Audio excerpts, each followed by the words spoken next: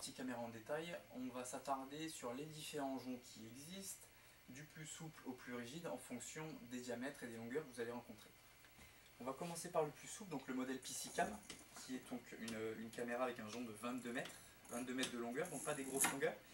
Le but recherché ici est vraiment d'avoir une flexibilité au niveau du jonc pour passer les coudes à partir du diamètre 40, des coudes à 90 à partir du diamètre 40.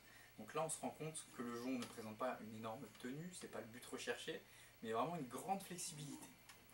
Pour pousser sur des longueurs plus importantes, on va aller chercher un jonc plus rigide avec une meilleure tenue, mais qui garde tout de même une flexibilité. Donc ce type de jonc va être vraiment plus adapté si on cherche à pousser sur 30-40 mètres en canalisation, même des canalisations plus roulées. Donc là on se rend compte qu'on a vraiment une meilleure tenue au niveau du jonc, mais on garde toujours cette flexibilité qui va nous permettre de passer les coudes à 90 à partir du diamètre 60. A contrario, celui-ci qui est sensiblement la même chose que ce qu'on a là, sauf que le jonc est en 4,5 mm. Donc pour une différence de 0,7 mm et surtout de matériaux, puisque là on parle bien de matériaux, ici c'est de la fibre de verre renforcée, là c'est de la fibre verre simple, en 4,5. Donc on se rend compte qu'on a une tenue qui est quand même moins importante que sur celui-ci, donc plus de difficulté à aller jusqu'au bout des longueurs indiquées sur les joncs. Et là, on se rend compte que si je continue à le plier, je le casse réellement, puisque le jonc ne présente pas une tenue assez importante pour éviter d'avoir à remplacer tous les 4 matins son jonc. Donc sur des longueurs 30 à 40 mètres pour travailler chez le particulier, on va privilégier ce jonc-ci.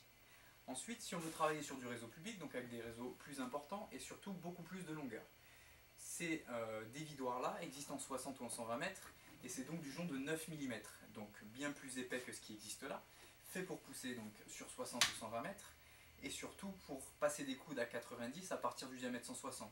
Donc pas de grosses contraintes au niveau du passage de coudes, mais surtout l'argument premier c'est d'avoir une tenue et de pouvoir aller au bout des 60 ou des 120 mètres, ce qui n'est pas le cas.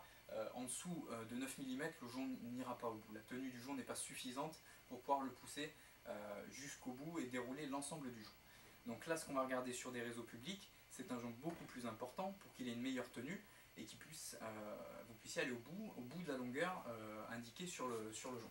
Donc privilégier les joncs de 9 mm pour des réseaux publics allant de 200 à 400 et on va plutôt privilégier des joncs entre 5 et 6 mm maximum pour travailler sur du particulier du 100 à 125.